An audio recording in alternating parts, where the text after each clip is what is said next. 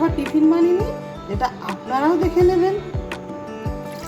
তো আমি এই বাটি মাপে 1 বাটি জল দিয়ে দিলাম। জলে দিয়ে দিচ্ছি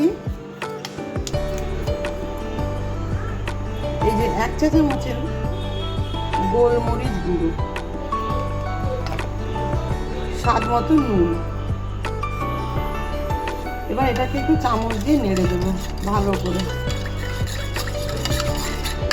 এবার এই জলে আমি দিয়ে দেবো একটু কম অল্প করে একটু বেকিং সোডা।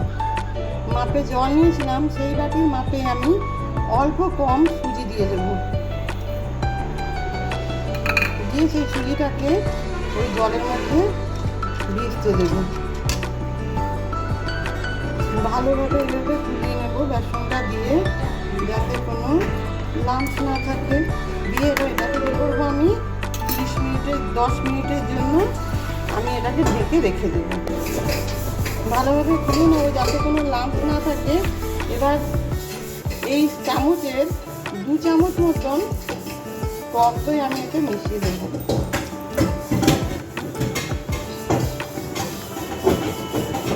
টক দইটা ভালো করে মিশিয়ে দেবো।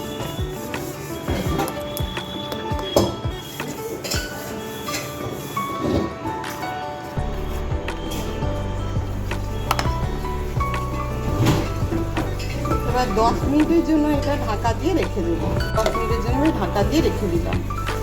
মিনিট 10 হয়ে গেছে। এবার আমি একে একে সবজি অ্যাড করে দিচ্ছি। একটু অ্যাড করে দিলাম পেঁয়াজ কুচি, দিয়ে দিয়েছি টমেটো, শসা, গাজর, কাঁচা লঙ্কা, আর দিয়ে দিচ্ছি ধনে পাতা। সব দিয়ে দিলাম। দিয়ে এগুলোকে কী করবো, আবার এরকম ভালো করে মিক্স করে নেব।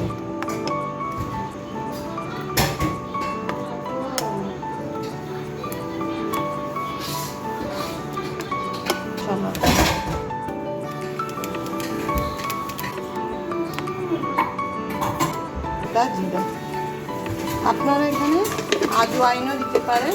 আজওয়াইনের টেস্টটাও খুব ভালো লাগবে। এবং আজওয়াইন বা গোটা জিরা যেটাই বলুন, এই দুটাই আমাদের হজমের জন্য খুব ভালো। তবে আপনারা এটা আদা কুচিও টেস্ট করতে পারেন, কিন্তু আদা কুচিটা এখন আমার বড় মেয়ের খেতে ভালো লাগে না, তো তাই আমি আদা কুচিটাকে এখান থেকে দিলাম না। নুন একদম ঠিকঠাক আছে, কিন্তু টকটা যেন আমাকে একটু কম লাগছে, সেই কারণে আমি এতে আর একটু টক দই দিয়ে দিলাম। আপনারা আপনাদের স্বাদ মতো দিয়ে নেবেন। এবার আমার একটা ছোট কড়া আছে, কড়াটা গ্যাসের উপর বসিয়ে আমি গ্যাসটা অন করে দিলাম। অন করে এতে দিয়ে দিচ্ছি একটুখানি তেল। তেলটা একটু গরম হয়ে গেছে, আমি এতে দিয়ে দিচ্ছি একটু কালো সর্ষে। কালো সর্ষে দিয়ে তেলটাকে এইভাবে কালো সর্ষেটা মাখিয়ে নিচ্ছি। এদিকে এই ব্যাটারটাকে একটু ভালো করে এরকম মাখিয়ে নিয়েছি। এবার সর্ষেটা মোটামুটি ভাজা হয়ে গেছে, একটা খুব সুন্দর স্মেল আসছে। ভালো হতো তরকারির স্মেলগুলো যদি অনলাইনে সেন্ড করা যেত। তবে আজ নাই তো কী হয়েছে, দেখবেন 2-4 দিন পরে টেকনোলজি যা উন্নত হচ্ছে সেটাও হয়ে যাবে। তো ফটফট করে এর উপর দিয়ে দেন 2 হাতা ব্যাটার। দেখেন ঢাকনাটা খুলে দেখে নিলাম, বেশ ভালোই ফুলে গেছে। দেখেছেন, দেখুন কি সুন্দর, পুরো কেকের মতো ফুলে গেছে, কি সুন্দর ফুলেছে দেখুন। এবার এটা কি করব, উল্টে দিলাম। দিচ্ছি অল্পখানি তেল, আগে দিয়ে আগে খাবারটা দিয়ে দিই। সে যা খাই খাই করছে, সুন্দর ভাজা হয়ে গেছে।